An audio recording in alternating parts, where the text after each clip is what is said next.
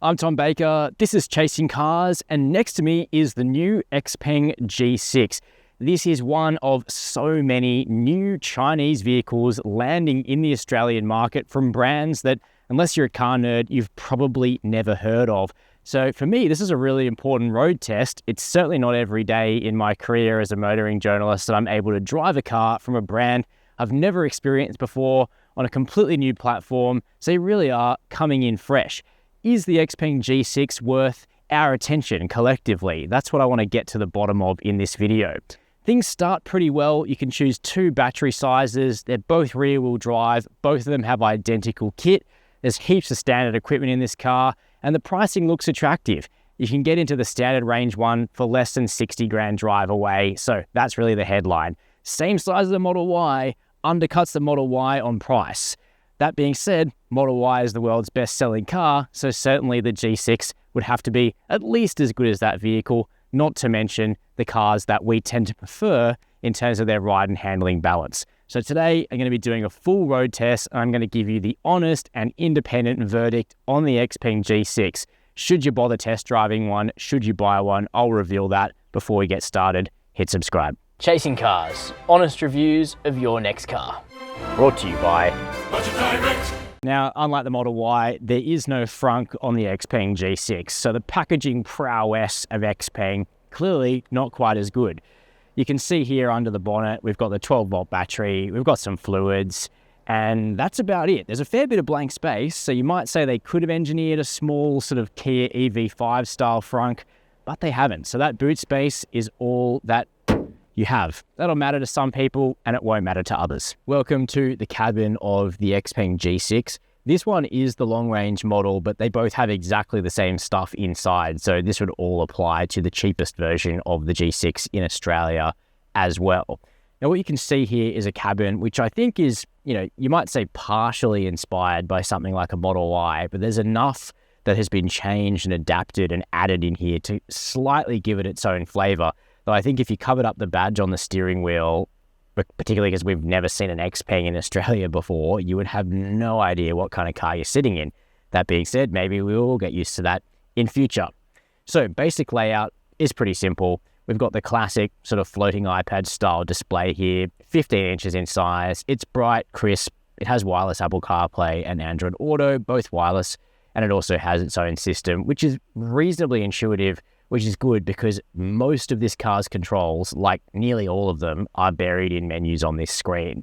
Now, at first, some of those menus are counterintuitive, but of course, if you owned the car, you would get used to where things are. And you want to get used to where the adaptive safety features are because they're not well tuned on this vehicle, so you're almost always going to want to turn them down or turn them off, and that's a bit of a chore every time you start the car.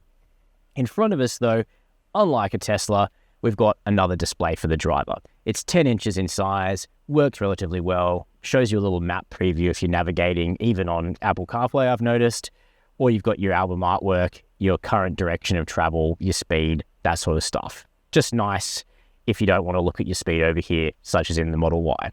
Steering wheel is really weird. Got these huge fat spokes, so not the most comfortable to hold, but it certainly looks distinctive, finished in this black and white in this car, and then you've got some shortcuts as well, plus a column shifter and indicators in real stalk. So a lot of people will like that sort of thing. Speaking of the colors, however, you can choose black or white inside. It's like the hottest day of the year today, so having the white interior is definitely a plus, but the seats are both heated and cooled, which is very nice to have. What they don't have is adjustment for the thigh angle on the seat. Now, if you've got shorter legs, that might not be an issue. If you've got longer legs, you'll definitely want to have more angle underneath those, but you can't change that. Only 6 ways of electric adjustment. However, the driver does also have 4-way lumbar, but that's something you have to do through the touchscreen for some reason. We're also sitting under yet another fixed panoramic glass roof without a shade, which in the Australian summer is just really tiring. Would much prefer car manufacturers either have a proper blind that you can open or close, or just not have a fixed roof at all, because if it doesn't open, I actually kind of don't want it. You can let me know your view down below. Material quality is a kind of veneer of plushness. Like everything is plastic or vinyl, so it's a good thing the seats are cooled, or else you would sweat like a pig in this car because all the materials are pretty much fake other than the steering wheel, which is leather. At least you've got that. Some annoyances, why can't the air vents just have a little adjustment toggle so you can direct the air towards your face? Instead, you guessed it, you got to go through the touchscreen to change where the vents are blowing air. Really, come on people, science has gone too far. I think we would probably agree. Huge door bins though, decent sized cup holders, a crazy 50-watt wireless charger, that's powerful, 4 USB ports, and really deep storage in between the seats are all pluses. So that's the front seat. Let's check out row 2.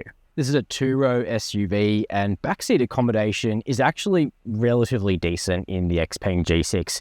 So I'm 6 foot tall or 183 centimeters. That driving seat is a little bit further back than where I would usually sit because it keeps sliding back when I get out of the car, which just means that legroom would be even better than what you see here. And it's already pretty good. Toe room's good, and the seat base is inclined up enough to support your legs in the back here. So it's actually a little bit better than the Model Y and most other EVs in that way. You do get rear air vents. These rear seats are heated, so a bit more efficient in the winter to heat people up with the seat rather than blowing hot air at them. You've got USB-C ports back here as well, proper map pockets. This sort of plush material does actually continue into the back, which is good. Some legacy manufacturers could take note of that. Pop down the armrest, cup holders there. So honestly, it's pretty complete back here. Now that sun popping in through the overhead roof again would be a little bit less annoying if there was a sun blind, but I'm kind of having to go looking for problems here in the back. Before I open the power tailgate, a word on the styling of the Xpeng G6.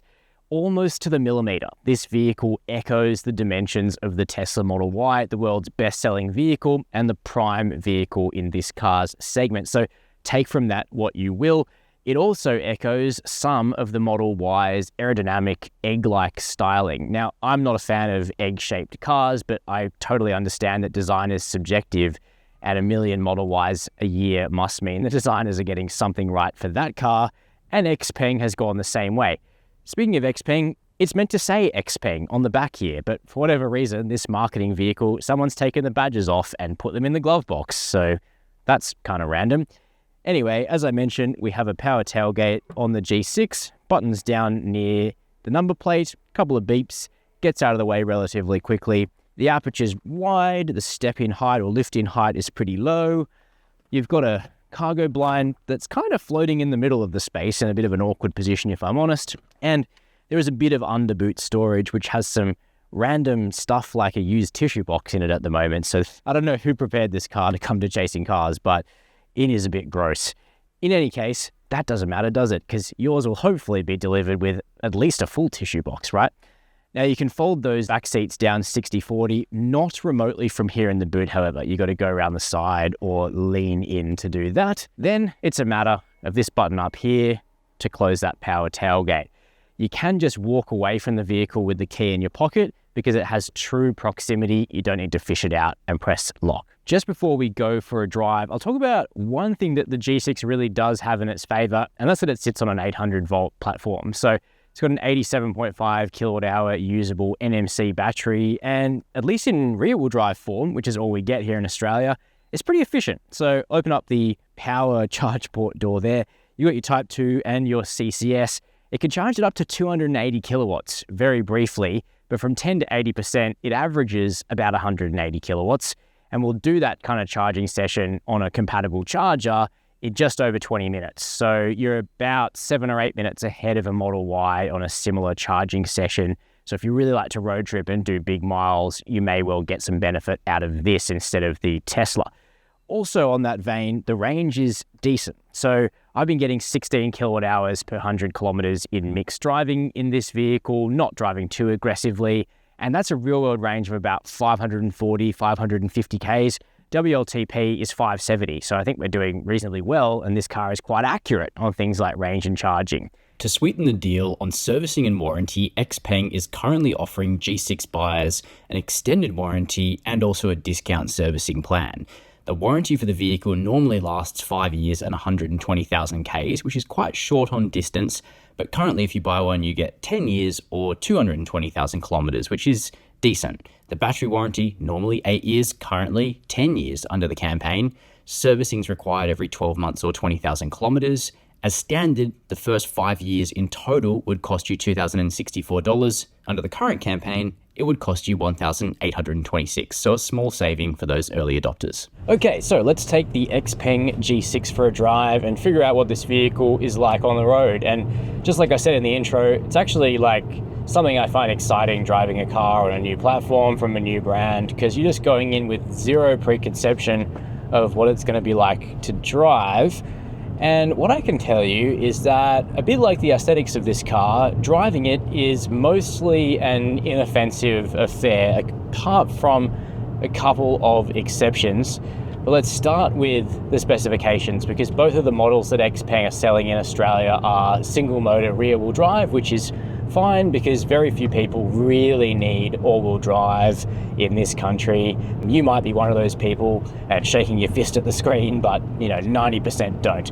Of course, having dual motor all-wheel drive as a performance model is definitely a nice to have, whereas the two G6 variants in Australia, neither of them are sporty or performance orientated. They're both basically comfort spec, and that's reflected in how they drive and also the numbers they make. So if you go for the long range, the rear motor is a touch more powerful.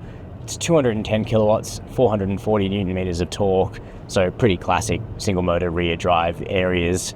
And that's very much how it drives. It has enough power and punch. It weighs 2.1 tons, so your power to weight ratio is exactly 100 kilowatt per ton. And so it sort of accelerates with authority. It's not going to set the world on fire in terms of pace, that's for sure, but it's just comfortable and easy and approachable to drive. Going in the other direction and stopping, you've got 4 levels of adjustable regenerative braking. I've found that just normal regen is actually quite natural in this car. It does mean you need to use the brake pedal to bring it to a complete stop, but if you don't want to do that, it actually does have a full regen mode as well, so at least you're given the choice. The motor itself, pretty silky smooth, refined, no whining or vibration, so the engineers have done a pretty good job damping that stuff out, at least from what I can tell. And in fact, road noise and refinement is a strong point of the G6. We're on course chip at the moment, doing 80 kilometers per hour, and you can hear it, but it's not deafening. It's not a din in the cabin. It's just absolutely fine for a car like this. Being single motor rear wheel drive, if you're a keen driver, you might be hoping that gives you a little bit of the feeling of that classic layout, a bit of push from the rear end out of corners, and the answer is that it doesn't. The G6 has pretty conservative motor tuning, traction and stability control, and it's really very safe, this car. It really doesn't want to step out on you or do anything weird. It pretty much just goes where you point the front tires, if you've got grip, that is, and that's because we don't have a stack of grip on this car. We've got eco tires, which are fine when driving gently, but as you build the pace on a country road like this one, it doesn't take long to start feeling the limits of adhesion on the front. Fair bit of squealing from the front tires as you pitch it into a corner, so you end up just pulling your speed back, taking it relatively slowly.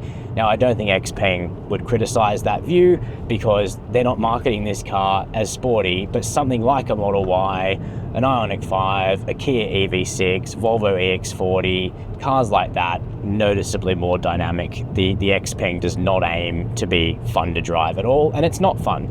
If anything, it is pretty anesthetic to drive, and I don't say that in a mean way.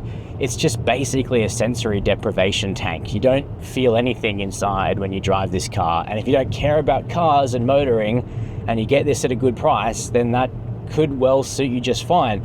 For me, and probably for quite a high proportion of you watching this video who do care about cars, you will be looking for something more fun. Onto the ride quality, 20-inch alloys are standard, relatively low profile tires. That's always going to make it tough to be compliant. Now, the ride is actually generally okay. It's just quite fidgety. Like, I'm looking at a smooth road surface right now, but I can feel the suspension working harder than it needs to. It never settles down, and it's just really comfortable all the time. It's always trying to do something, adjust something, and it's only available on passive dampers, so it's not like I can change the mode to try and get a better result. So I wish the suspension was a little bit more settled, but it is more comfortable in terms of ride than the outgoing pre-facelift Model Y. The big problem with this car, like so many cars, not just Chinese, but especially new Chinese cars in Australia, is the tuning of the safety features. Now, it's it's got all the safety technology that you need in 2025 to get a 5-star result. And it did get a 5-star result, and the crash worthiness was good, and it had all the adaptive technologies too. The problem is the technologies have clearly been tuned to pass the Euro NCAP tests rather than be good in the real world. So if everything is left on, the steering wheel is constantly getting tugged around by the car's own systems. You're dead in the middle of the lane, it thinks you're not, it pulls you left, it pulls you right. It's still within the lane, so I'm not saying it's on the wrong side of the road, but it's just so tiring. So then you go into the touchscreen, you turn it off, and then you've got no lane keep assist, so it can't help you if you really need it. The driver monitoring with the camera over here, you just look down to see a little bit of data on your screen and it's pinging at you and saying you're distracted, you must look back at the road. It's hyper sensitive, the driver monitoring in this car.